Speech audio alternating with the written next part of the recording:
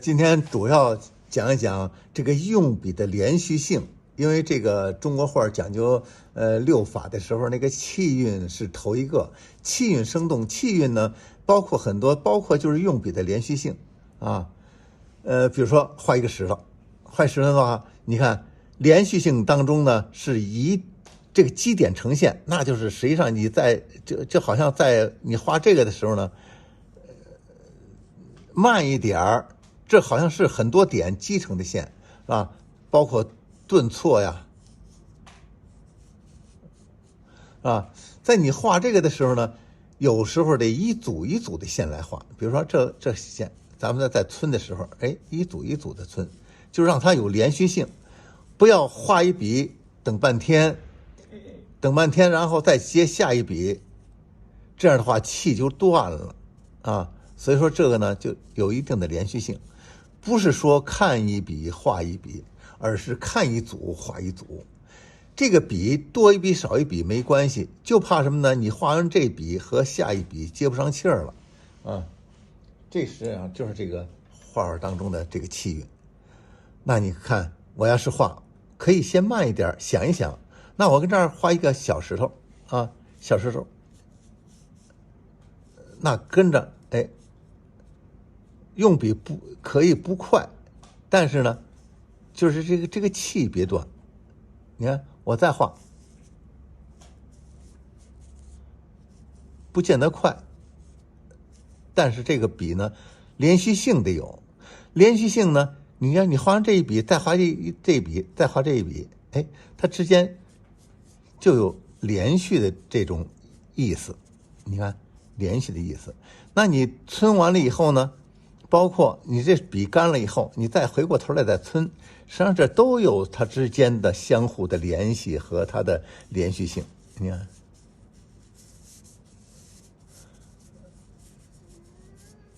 这画石头没有什么对与不对，就看你画的这个线，它之间协调不协调。你看完了以后再擦，你看这就有连续性。你看整个这个都是很协调的啊，不协调的东西就是笔呢之间没有连续性，它断开了。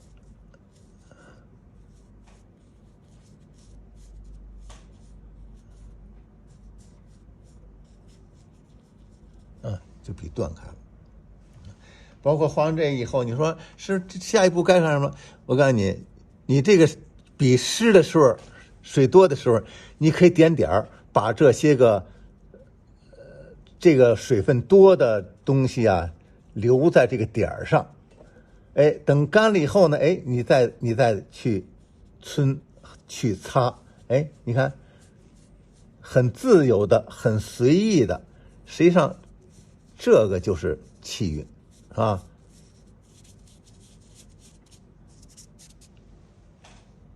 现在我画这个树，你们看我画树这个用笔这种连续性，因为画那个小树啊，更能体现出这个连续性来啊。比如说我画这个小树，你看这个连续性。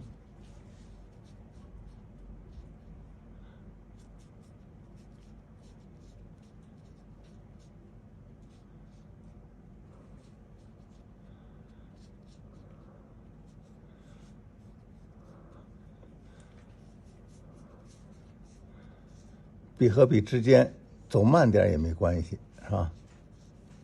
它笔道之间它都是有联系的。你刚开始的画不出这种联系的东西也没关系，慢点画。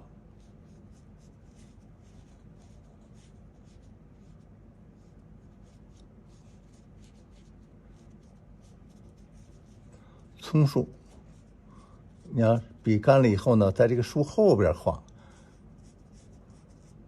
有大有小，有长有短，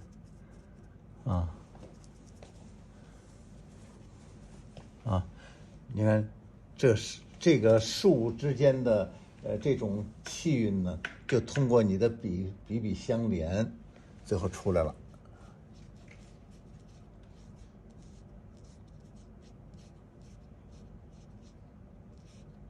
交叉，左右出枝，左右出枝，交叉。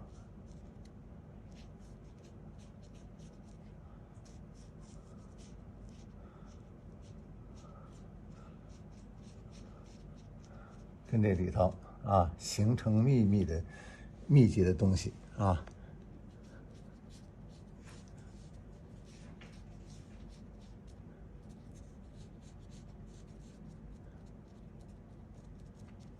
你看，它就有这一组一组的就有气韵了。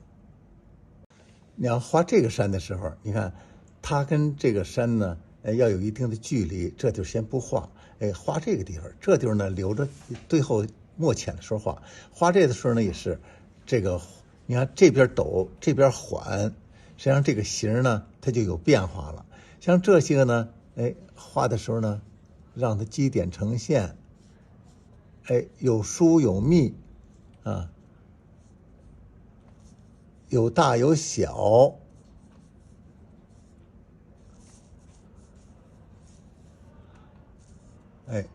趁势画点类似一个披麻村或者是解锁村之间的这种村，这种干了以后，这笔稍微干一点，你看我这笔稍微干一点了啊，接着画这些东西，这些东西这个大石的后头多画点，它就有这种深浅的、这种明暗的、阴阳的这种变化，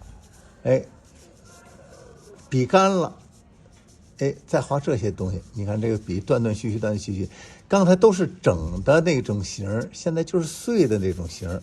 整和碎之间的这种过渡呢，它也是有气韵东西在里边啊。干了以后，这个不要涮，跟这里头蹭一蹭，实际上它这里头也有一个干湿整碎的这个变化。这你看，再看这个山，它就比较自然啊。就有了那个气韵了，然后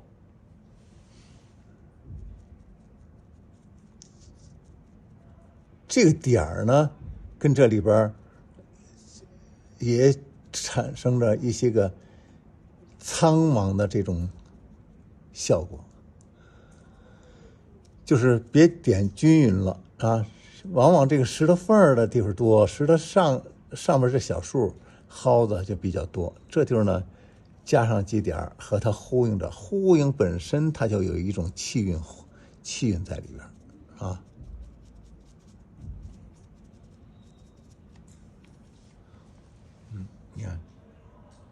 你看，开始那个笔，如果说不知道这个墨是轻重，就可以先点点啊，把这个墨的水分的多少掌握一下，然后再往下画啊。你看这儿再来一个比较这个比较靠后的这个山啊，你看基点呈现，密。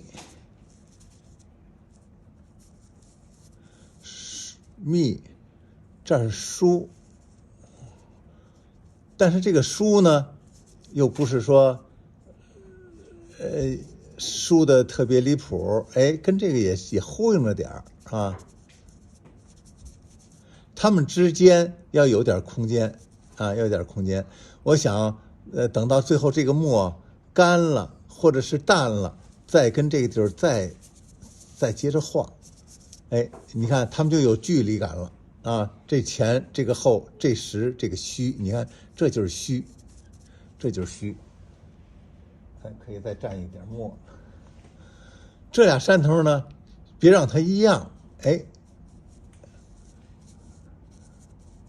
这不是淡墨湿墨吗？跟这地儿也添一点，让它跟这儿呼应着，这就是气韵，相互呼应，相互呼应着。这笔道排列呢，也是属于这种协调性的这个补充啊。你看，都是这种竖线，你看就协调性更加强了，它也是有呼应的东西了，这就是气韵啊。上边加点点儿，这个点儿呢，这个水分如果特别干，就容易出现尖儿。你这个水分稍微大一点儿，它往出阴的时候呢，实际上它就不尖儿了，啊。你看，假如说这两个山离得比较近，啊，你再画一个，就是离得稍微远一点儿，哎，这形态，这不是这么抹喷吗？这个这么抹喷，啊。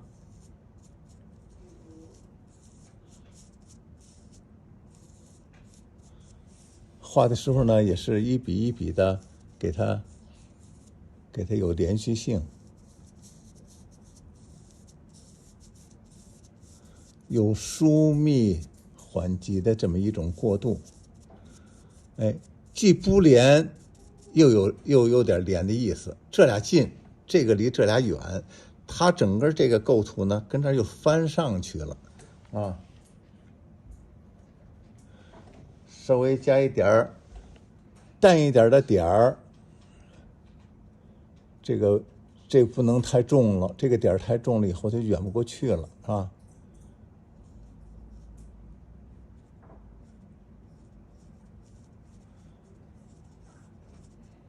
疏密调整，你看都是这头密，这边密，这头疏，你看这头疏，啊。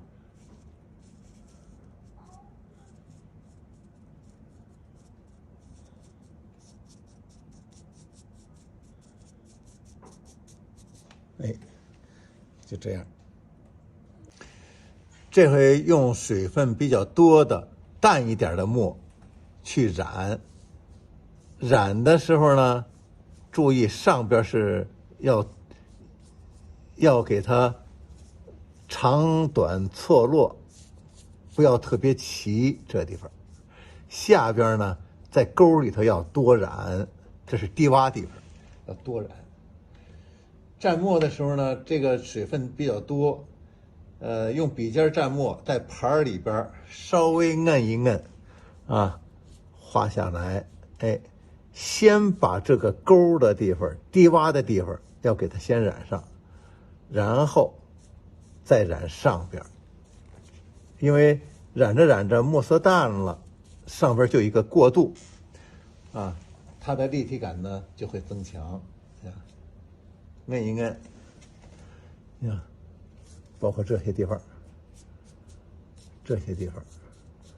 上边参差不齐，啊，参差不齐。哎，下边呢可以多染，啊，所以说咱们染的时候呢，一般的是先染这个下边，墨深的时候先染下边，先染这沟里头，然后再往上染。哎，染来染去。啊，你看现在它的立体感已经就出来了。那这个树后边呢，也适当的染染，加强这个树后边的那些蒿子的这种感觉。哎，也染染。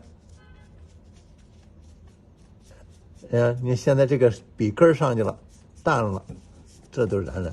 为什么要染这个呢？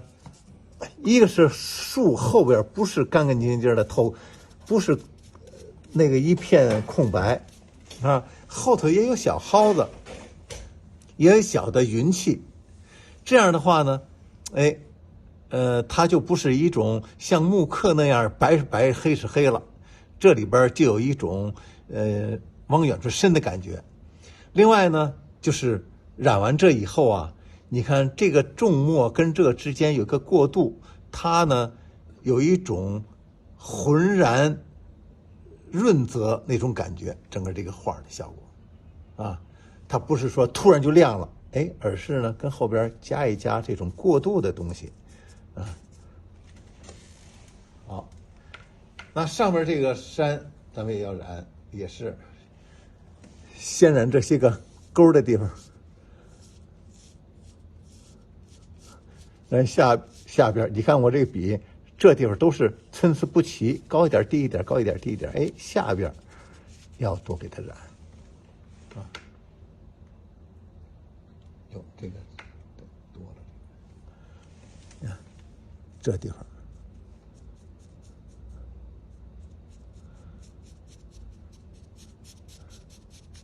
呀，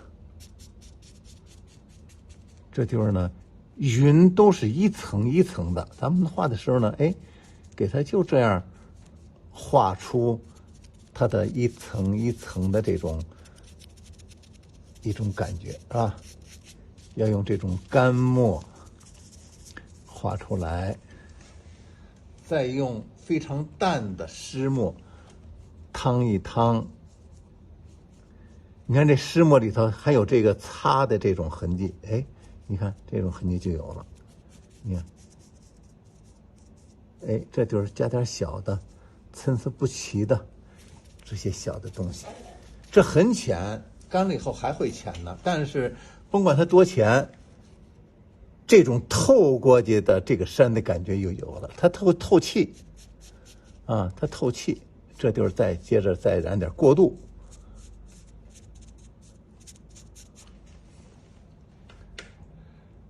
上面这个山，咱们也是染凹的地方，往下要淡，用这笔根儿，往下染，染时候别染齐，有伸出来的，有进去的，有伸出来的，进去的，干了以后还要继续染，用点淡一点的这个墨色，再润一下。这个几乎就是你那个水啊，本身它就有一点墨，在盘里头稍微再摁一点，特别淡的那个墨呢，稍微摁一点就行啊。你看这头也染染，整个这个山啊，你看整个这个山呢，它就有这个层次了。也可以呢，再拿稍深一点的墨在这里边汤一汤。汤一汤的意思呢，就是原来染的那个呀，可能有点太均匀。哎，你可以用这个墨呢汤一汤，显示出它这个墨色的变化来，深浅变化。哎，加一加。你看这儿的空白多一些个，这儿的空白多一些，这儿呢有点小空白，碎的空白，啊。这个地方呢，也可以连接一下，上边都可以。哎，这儿也留点空白，有断有连，它才自然。有断有连，用重一点的墨汤一汤。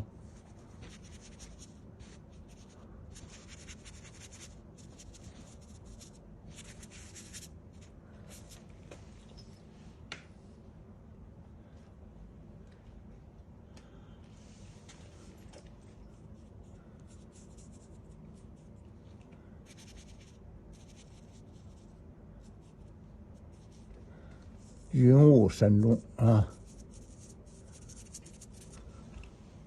可以把这个给它把这个山头给它衬一衬。